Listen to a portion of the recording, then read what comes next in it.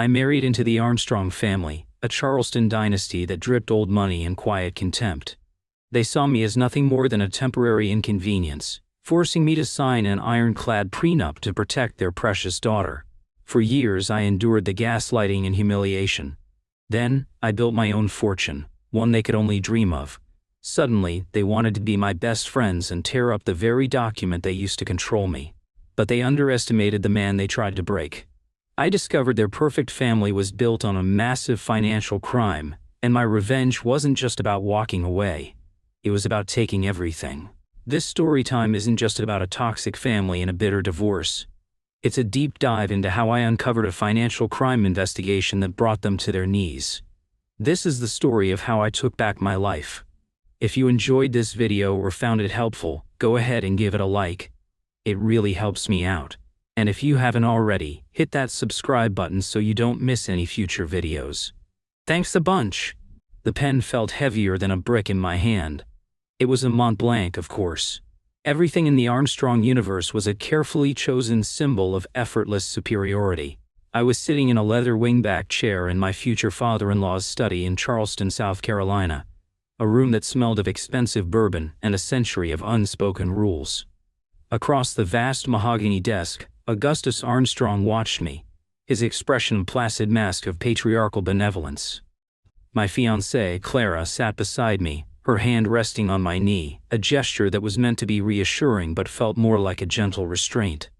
"It's just a formality, Liam," Augustus said, his voice as smooth and deep as the Ashley River. "A way to keep things clean, to protect Clara." He didn't need to say the rest. "To protect Clara from you." I looked at the document in front of me, the prenuptial agreement.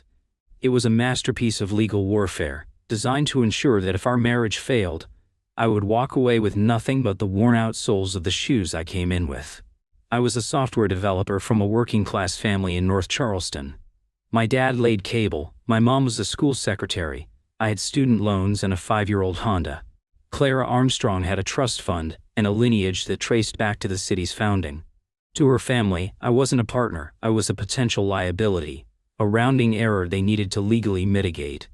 I looked at Clara, my Clara, the woman I loved with a desperate, all-consuming passion. She gave me a small, pleading smile. "It doesn't mean anything, honey," she whispered. "It's just for Daddy, it doesn't change us." And there it was. The fundamental conflict of our entire relationship, laid bare before we even said I do. My reality versus her family's narrative. My love for her was a powerful, blinding force, a trauma bond I hadn't yet learned to name. I craved the stability and belonging her world represented, a stark contrast to my own fractured upbringing. I was so grateful to be let inside the gates that I was willing to accept the terms of my own gilded cage. So I signed it. I signed away my future rights to prove my present love. I chose to believe her, to believe that this piece of paper was meaningless.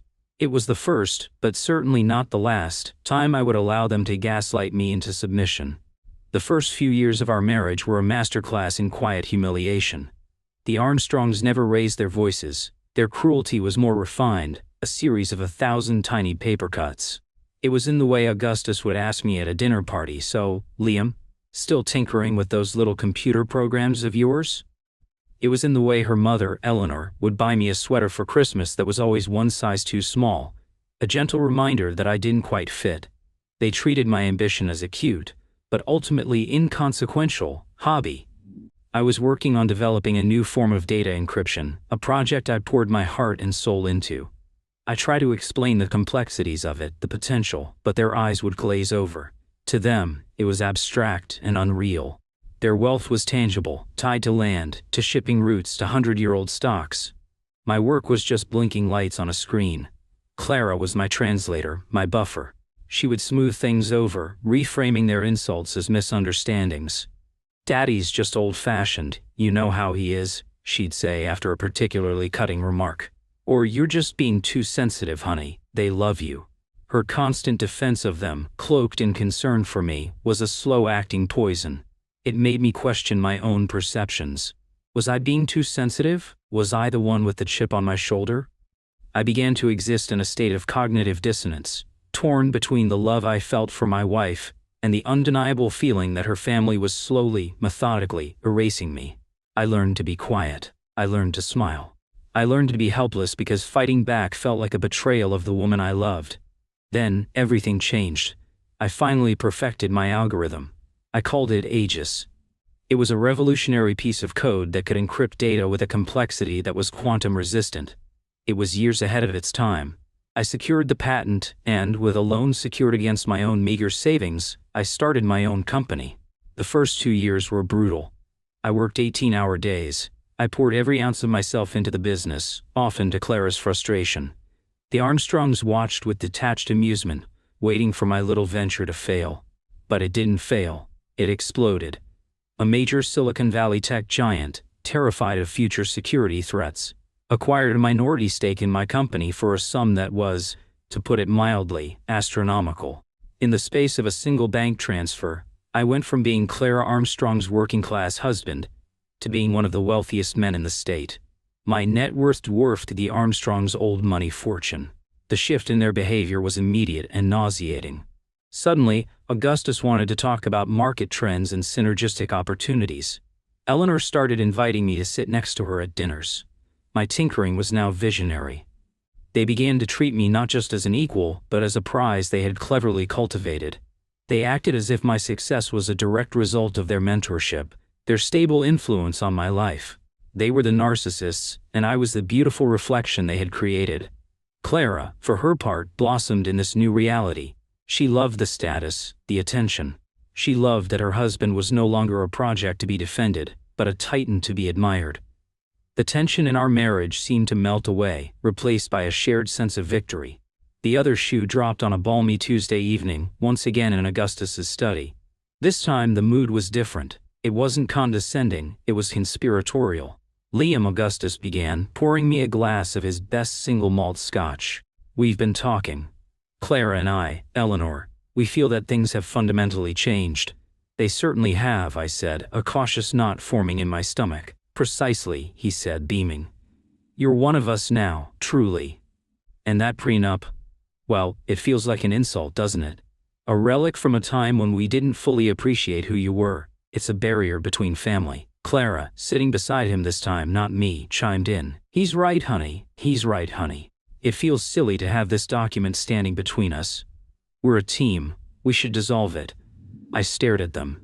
The audacity was breathtaking. For years that document was their shield, their way of reminding me that I was an outsider. Now that the financial power had shifted, it was a barrier. They didn't want to dissolve it to welcome me into the family. They wanted to dissolve it to gain access to my fortune. They saw my company, my creation, as their next family asset, their next acquisition. This was my first real test. For years I had bent to their will, but this was different. This wasn't about a snide comment or a tight sweater. This was about the core of what I had built. I set my glass down. No, I said. The word was quiet, but it landed in the silent room with the force of a gunshot. Augustus's smile flickered. I'm sorry, I said. No. I repeated, my voice firmer now. I was finally forming a boundary, and it felt like laying the first brick of a fortress. The prenup was your idea. It was, as you said, to keep things clean. I see no reason to change that. My company is separate from this family's assets. I'd like to keep it that way. The temperature in the room dropped 20 degrees. Augusta's benevolent mask slipped, revealing the cold, hard predator beneath. Clara looked at me, her eyes wide with shock and fury. She couldn't believe I was defying them. That I was defying her. I think you're making a mistake, Liam, Augustus said, his voice a low growl, a very big mistake. You don't want to stand against this family. The threat was veiled but unmistakable. As I walked out of that study with Clara refusing to even look at me, I knew the performance was over. They had declared war. And they had no idea that the quiet, unassuming man they'd been underestimating for years had just started his own financial crime investigation. If you enjoyed this video or found it helpful, go ahead and give it a like. It really helps me out. And if you haven't already, hit that subscribe button so you don't miss any future videos. Thanks a bunch! The Armstrongs believe their power came from their name, their history, their carefully curated social standing. They were wrong. Real power, in the 21st century, comes from information. And information was my domain. The man they had dismissed as a tinkerer was about to dismantle their century-old empire from a keyboard in his home office. My love for Clara had died in that study. It was a clean, swift death, and in its place was a cold, clarifying rage. The years of swallowing my pride, of accepting their gaslighting, of being codependent on their approval. It was all fuel now. I wasn't just building a fortress, I was preparing a siege. I started where I was strongest, the data. Armstrong Investments was a private firm, its dealings opaque. But they weren't ghosts. They had a digital footprint, and I was the best damn tracker there was. I didn't do anything illegal. I didn't hack them. I didn't have to. I simply used publicly available records, social engineering, and the same deep-dive data analysis I used to build my security protocols. I cross-referenced their known holdings with international property registries. I tracked the flight records of their private jet. I analyzed the metadata from their company's public filings. A picture began to emerge, not of a staid old money investment house, but of something far more sinister. I found a web of shell corporations registered in the Cayman Islands and Panama. I found a pattern of land purchases in developing countries, bought for pennies on the dollar from indebted local governments, then sold to anonymous holding companies. Their own shell corporations, for massively inflated prices. It was a classic money laundering scheme, elegant in its simplicity and breathtaking in its scale. They weren't just investing, they were washing dirty money for a very select, very dangerous international clientele. The prestigious Armstrong name was the laundry machine. Their charity galas and political donations were the fabric softener, making it all smell clean and respectable. The final piece of the puzzle clicked into place when I discovered the linchpin of their operation. A small boutique bank in Zurich. This was their private vault, the nexus through which all the laundered funds flowed. Getting inside their records was impossible legally. But I didn't need to. I just needed to prove the connection. While I was building my case, the Armstrongs were escalating their campaign against me. Augusta started spreading rumors in the business community that my Aegis algorithm had a backdoor, that it wasn't secure. It was a lie, but a damaging one. Clara, meanwhile, initiated a freeze-out at home. She was cold, distant, and constantly talking to her lawyers. It was clear she was preparing to file for divorce, convinced they could somehow break the prenup by painting me as an unstable and uncooperative spouse. They were building their narrative. I was building an indictment. The climax came not in a boardroom, but in my own living room. Clara had formally asked for a meeting. She arrived with her father. They sat on my couch, the one I had paid for, and slid a document across the coffee table. It was a postnuptial agreement. "This is our final offer, Liam," Augustus said, all pretense of civility gone. "You will cede 30% of your company's shares to a new family trust, and we will dissolve the prenup. You will be a full partner. If you refuse, Clara will file for divorce, and I assure you, the process will be unpleasant. We will drag your name and your company's reputation through the mud for years." Clara sat beside him, her face set like stone. She was no longer my wife, she was his soldier. "This is what's best for everyone, Liam," she said, her voice devoid of any emotion. I let the silence hang in the air for a moment. Then I leaned forward and placed a single slim folder on the coffee table next to their thick legal document. "And this is my counteroffer," I said calmly. Augustus smirked. "And what's that?" I opened the folder. The top page was a satellite photo of a private airstrip in the Bahamas. The next was a printout of a flight manifest for their jet, listing a notorious arms dealer as a passenger. The next was a flowchart I had designed, showing the exact path of a $50 million transfer from a shell corporation in Panama, through the Zurich Bank, into the Armstrong Family Trust, a trust designated for charitable giving. I watched their faces as they looked through the documents. The smug confidence drained from Augusta's expression, replaced by a ghastly gray pallor. Clara stared at the papers, her mouth slightly agape, the color gone from her cheeks. The world of abstract numbers and legal entities had just become terrifyingly real. "I call this the financial crime investigation file," I said, my voice even. "I have a much thicker version on a secure encrypted server. One copy is set to be delivered to the Southern District of New York's U.S. Attorney's Office, another to the SEC, a third to the IRS, and a fourth to a very hungry reporter at the Wall Street Journal. They are all scheduled to be sent in exactly 1 hour, unless I give a deactivation code." Augustus looked up at me, his eyes filled with a mixture of pure hatred and raw fear. He had been a predator his entire life, and he had never, ever been prey. "What do you want?" he rasped. "It's simple," I said, leaning back. "Here are the terms. You will withdraw this postnup immediately. Clara will sign the divorce papers I have prepared, which strictly adhere to the original prenup she was so fond of. She will walk away with what she came in with. Secondly, you will liquidate Armstrong Investments, all of it. The proceeds will be placed into a blind trust, which I will manage, dedicated to paying back every single investor you have defrauded, with interest. Whatever is left, if anything, is yours. Third, you will issue a public statement retiring from all business activities due to health reasons. You will fade away quietly. Your name, your legacy, will simply cease to exist in the public sphere." He started to speak, to argue, but I held up a hand. "There is no negotiation. This isn't about money for me. It's about accountability. You tried to ruin me, to control me, to break me.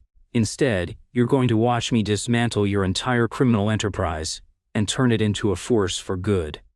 You will spend the rest of your lives knowing that the nobody from North Charleston holds your entire world in the palm of his hand." There was nothing left to say. They were broken. The next day, my lawyer received the signed divorce papers. The public announcement of Augustus Armstrong's retirement came a week later. I spent the next year overseeing the dissolution of his firm, a process that was both grimly satisfying and deeply complex.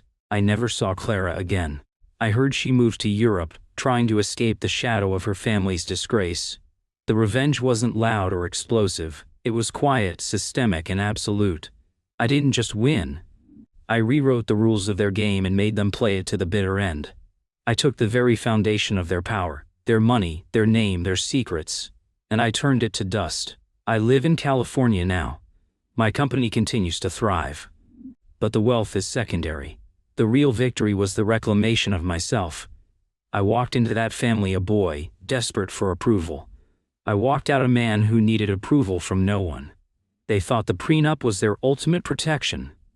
But in the end, the only thing it protected was my freedom.